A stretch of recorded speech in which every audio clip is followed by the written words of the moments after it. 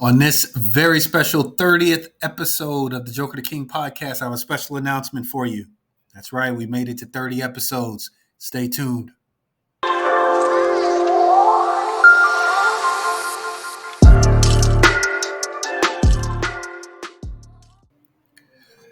What's good, Joker the King community? Welcome to another episode of the Joker the King podcast. It is a lovely day here in Southern California. Right now, we're in the middle of July. Summer is getting hot, and I cannot wait to give you this special announcement about what's about to happen later this month. Welcome to our 30th episode. We have made it to 30 episodes of the Joker the King podcast. For the last few weeks, I've been on a summer break, and that's why you haven't heard anything in the last few weeks. But I am back recording these podcasts, giving you the knowledge and the wisdom that you need to be the awesome person that you are destined to be. Now, today's topic is called Men in the Company of Men.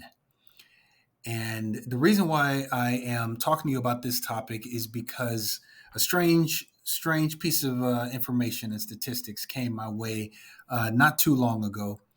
Having this discussion with other people about men talking with other men, and this concept came up, this idea that barbers and bartenders tend to be the ones where a lot of men go to talk about their issues, talk about the things that are going on in their personal lives, their relationships, their work, barbershops and bars.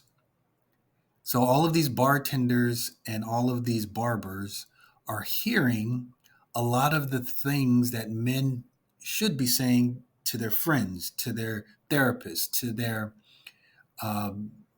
significant others, to their uncles, their fathers, asking questions to other men. And one of the reasons why I think this happens is because we have both situations, barbershops and bars, where men are sitting down, facing in one direction for a little bit of time, not doing anything, not moving. And the bartender or the barber serves as that vessel to hear a lot of the things that these men have cooped up, bottled up inside of them. For bartenders, it's that liquid courage that loosens the tongue, and all of a sudden the tongue gets loose and the person starts speaking. For barbershops, it's the act of physically sitting down and being taken care of. This person is grooming and cutting this man's hair, and that act is allowing that vulnerability to come through, and those people in that barber chair start to talk. Now, I asked some bartenders and I asked some barbers over the last few weeks to give me their feedback, and some of the responses were interesting. One barber in particular said, not only does this happen, but while he was in barber school, they were not so much being trained, but having these discussions about what to do when men sit in these chairs and start saying the things that they should be saying to therapists. And I asked this barber, I said, is this true? He says, yes, this is part of the training because it happens. It happens so much. There's actually now an organization nationwide with thousands of people that actually train barbers on how to deal with men sitting in their chairs and being vulnerable enough to reveal some things that need to be talked to with a therapist. And so I started asking bartenders the same question. And I came across a study from many, many years back.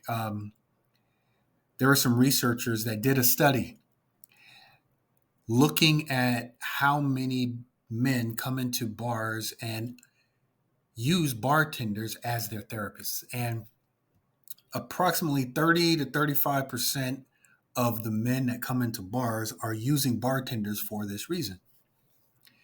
And it actually changes depending on the time of day. Later in the day, you don't have a lot of this happening, like the nighttime, the Fridays, the weekends. But during the day,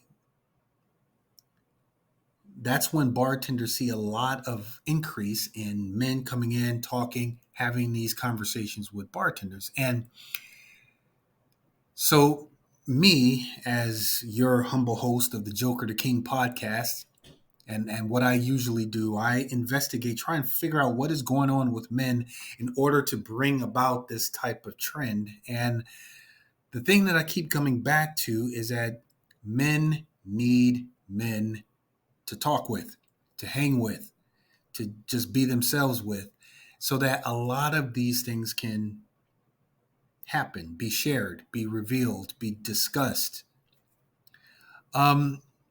So I'm reading this article online, and the article was interviewing a psychologist named Valada Sassoli from New York.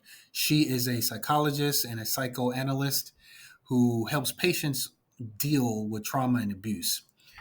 And so her words were very, very potent, powerful, and I want to share them with you now because I don't want to get anything wrong in her interview, her words. So let me explain to you what she said. Let me read to you what she said. She's talking about men and having relationships with other men in terms of friendships, brotherhoods, fathers and sons, uncles and nephews. Let me read to you what she said. She says, men need other men. They need each other's company. Men offer each other something that women can never give them: an implicit and embodied knowledge about being a man and all that it means and may come to mean. Men provide something for each other that women are not a part of, and they cannot be a part of. Consider, for example, D.H. Lawrence' story, Women in Love, and the scene between the men when they fight each other only to end up embracing each other in recognition. Men argue, fight, disagree, and the more they do this, the closer to each other they feel. Conflict and aggression and the ability to work it out with each other, to survive each other in relation to each other, is part of the equation of masculinity. It is part of the way that men establish intimacy with each other. Men need to consort with their own kind in implicit understanding, connection, and validation. Men recognize each other in a million different ways that are specific to being a man. Gendered embodied knowledge that is implicitly known. And so those are the words from psychologist Valada Sassoli. Here's the thing. Sometimes around women, many men, not all, but many men, and mostly young men, they often take on what we call personas. Sometimes these men, they become, for example, the player, trying to impress or seduce other women. Other times, these men take on the persona of being the so-called gentleman, like in an attempt to protect or take care of women in some type of old-fashioned notion of chivalry, right? Other times, there are some men who adopt the persona of the confused observer, the outsider, awkwardly observing from afar in an attempt to try and understand women instead of interacting with women.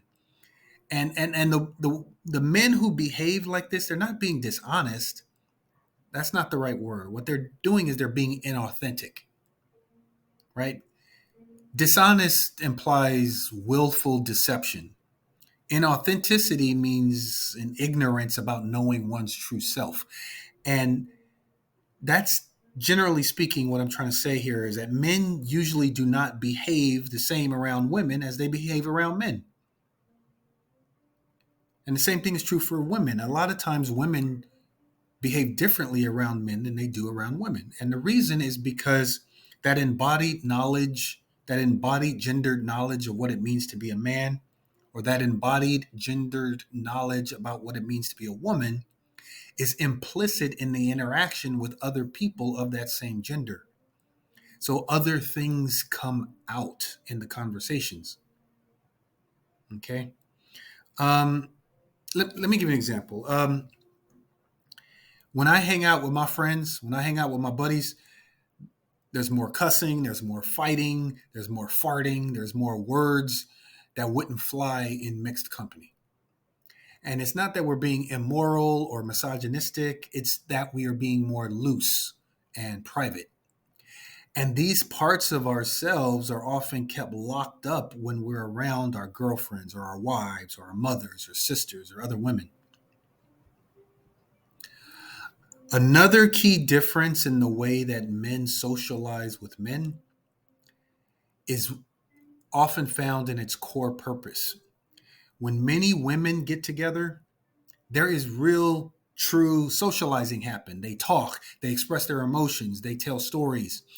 And for a lot of men get together under the purpose of a shared activity. They're getting together to barbecue, or they're getting together to play some basketball. They're getting together to watch the game on the couch. They're getting together to play video games. And there's a shared activity that substitutes the socialization that could be happening or that does happen when women get together, right? It doesn't mean that men can't talk with other men. It doesn't mean that men can't socialize and be vulnerable. It's that we have been socialized by society to operate with each other with these patterns, right? These habits that we fall back into. Okay.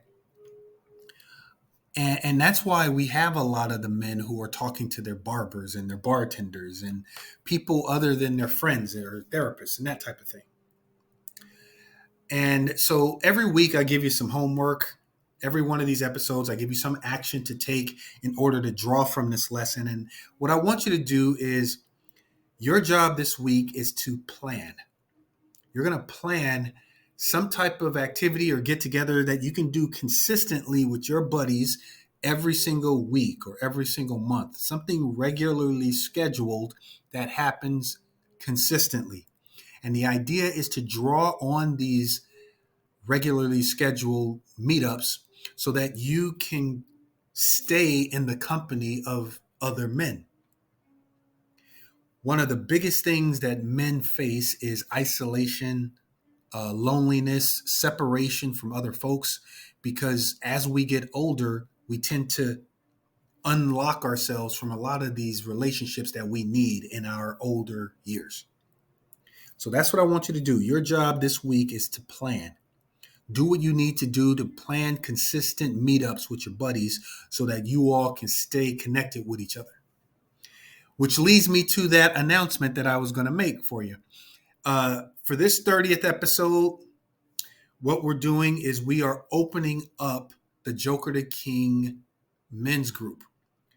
The Joker to King men's group is a regularly scheduled meetup where we meet on Zoom and we have conversations and break things down. This is men being men in the company of other men. To find out more information about the new Joker to King men's group, all you got to do is go to jokertoking.com. All the information is there. Or send me a message. You can send me a message on Instagram. You can send me a message on jokertoking.com. You can send me a message on YouTube. You can send me a message on the Joker to King contact page or here through Spotify or wherever you can find me on social media. If you want to be a part of this Joker to King men's group, contact me. It's starting soon. Do not delay. If you have any questions, hit me up. Okay. This week, be good to yourself. Take care of yourself. And while you're at it, take care of someone else. Peace.